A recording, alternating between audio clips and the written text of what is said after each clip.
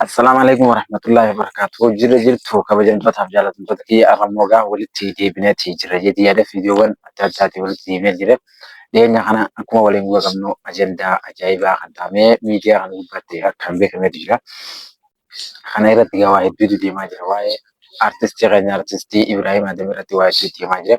Artistii kana jalatti argaa jirtan kan akkuma ilaaltanii kanatti artistii Ibrahim Adam sirboota isaatii fi wantoota adda addaatis dhaggeeffachuudhaaf ni dandeessan jedhee yaada. Yeroo hedduu artistiin kun sirba 60 fi gara sirba 70 walii qaba. Yeroo hedduu miidhaa tumicha yeroo ammaa irratti wayyaaneen dhageessisaa kan ta'e yeroo hedduu miidhamee jechuudha artistii Ibrahim Adam. Har'a immoo artistii Ibrahim Adam kun harka namaa kutee harka namaa jechuu bira kutee har'aan kana gara beenteetti dhagee jechuudha. Beenteen harka isatiin waan adda addaa irratti gootee jirti jechuudha. Waa'ee saniitti irratti jechuudha waan hedduu takkaatu jira. Ammoo garuu artistiin Oromoo tokko waa dhabee rakkatee karaa garaagaraa seenuu waamu jiraati. Garuu immoo artistii Ibrahim Adam osoo amantaa musliimaa dubarraa kutee harka beeltee dhagee. Maaliif jennaan kan namoota jiru addunyaa bakka adda addaa jirtu waan ta'eef artistii Ibrahim Adam jedhee beeltee harka hin dhagee. Achi tokko televezyiiniidhaan du'aa hin haala taasisaa jira. Maqaa isaatii waliin itti deema. Taateen kun immoo waan namoota hedduu tajaajilsee Oromoo kan gadiis rifachiisee gadiis kan gammachiisu jiru. Warri beente immoo akka miila irratti geessanii qarshii itti aannan immoo haala kamii fuudhanii geessan waan akka illee hin qabu jeenyeen isimaa jira. Mee fiidiyoowwan artistii Ibrahim Adam kana waliin gaggeeffamee walitti deebiin. Akkasuma malee sirba ajaa'ibaa kan garaan yeroo murtaa'e waliin gaggeeffama. Mee fiidiyoon kun dheeraadha waan ta'eef fiidiyoo kana waliin gaggeeffama. Bara dheeraana dhukkubaa ture. Bara dheeraana dhukkubaa ture beektaa? Maaltu si dhukkubaa? Mataa fi onnee fi kanaatu na dhukkubaa tumicha tireellee na tumte bara 83 keessa. Akka malee na cafayxee beektaa? Na cafayxee akka malee na cafayxee. Na cafayxee. Na cafayxee achuma.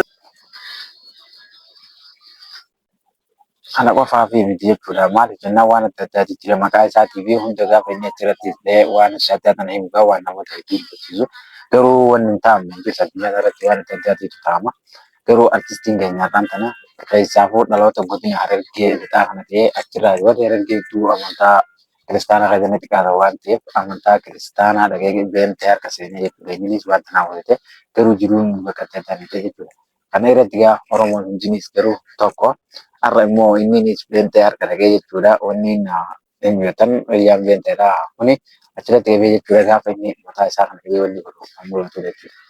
Akka inni akkanatti darbeen kan achitti dhichee hafasan ta'e jechuudha. Laata sana irratti gaafa qabu gaafa jiru jechuudha. Namni hedduun immoo akkamitti kanatti darbee darbamee wanni godha humnaan nama darbamoo laaftuu irratti darbee nama kanatti dhichee godhama.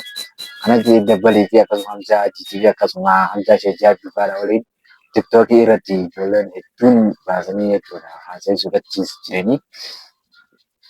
Mee waa'ee sanii hedduu takka nama ajaa'ibsiisu jirtuutu jira jechuudha. Mee qullaasa maal irratti ta'amee egaa waliin ilaaluudhaafis ni dandeenya jechuudha.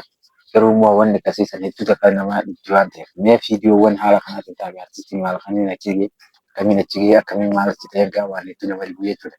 Mee sirba isaa kana dhaggeeffannee xiqqoo mee walitti deemnu hanga takka garaa duniyaaf jecha harka adamnaa nana darbita duniyaan ni dhootti rabbii qaba nan jibbeensin jeef duniyaaf jecha an harka adamnaa nana darbita duniyaan ni dhootti rabbii qaba hatanaan dura duniyaa qaba hundinuu na jahal kan baafira hatanaan Awon dilbiqun qasaati yaa'u. Dinuuna jaal kan baafira an duniyaa damnaan eenyu na gaafata hinna yaafata an duniyaa damnaan eenyu na gaafata hinna yaafata way hammeenya nama duniyaa dhabe beekomsi isaa kufe qabanii darban dhihee kacarkii dhumte daba rabbiin fide. Kun jechuudha kan akkanatti waliin dhaggeeffamu kun sirba isaati. Sirba inni jechuudha yeroo hedduudhaafis amma durattis baasee ammaas irra deebi'ee akkasitti afaan jechaa jechuudha. Osoo inni ani waa dhabnaan na dheessite namoota hundinuu kan duraan na fakkaatu jireenya narraa dheessee jechuutti jira jechuudha. Gaafaanii fi ani waa gabummaa hundinuu nama rayyanatti as dhiyaataa jechaa ture. Har'a immoo ani waa dhabnaan waa dhabnuu sallaalamee namni hedduun beeknaas gaddisiise jechuutti jira artistii biraa yoo ta'u. Taateen akkanaa kun namoota adda addaatti mul'ata. Biyya irratti hin galmeen immoo namaa hin guutamne akka hin jirtu. Kanarraa kan ka'e artistiin Ibrahim Adam kun hubannoo isaa hedduu taatee ajaa'ibsiisaa ta'e kan hedduu namoota hedduu mudatan keessaa isa takka jechuudha. Garuu immoo haala kana irratti gaafa deebii mudatee fi akka inni itti cileeqe akka inni itti taa'amee jira kana keessatti waan hedduu takka namoota hedduu ajaa'ibsiisanii mee yaada isaa irratti boo'ee inni boo'ee fi rakkina isaa irratti hundeessan waliin ilaallee walitti deemu. Kan qofa osoo hin taane maaliif jirri immoo kanatti qoratanidha jechuudha. Egaa namni kan nyaataadhaan gadi ba'anii dabbalfaa akka inni jiru bira bu'uudhaan mee viidiyoowwan kana ilaallee haa walitti deebinu waan inni himuu fi booya waan inni keessa ture hunda ni hima.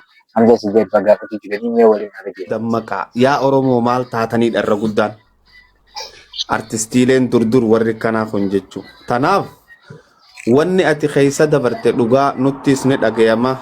Arrammoo wanni ati hubachuu qabdu ummanni dilli taa'ee si daawwachaa jiru kun guyyaatu arra tahee arra gahee asirratti dhuftee daawwatamaa jirta.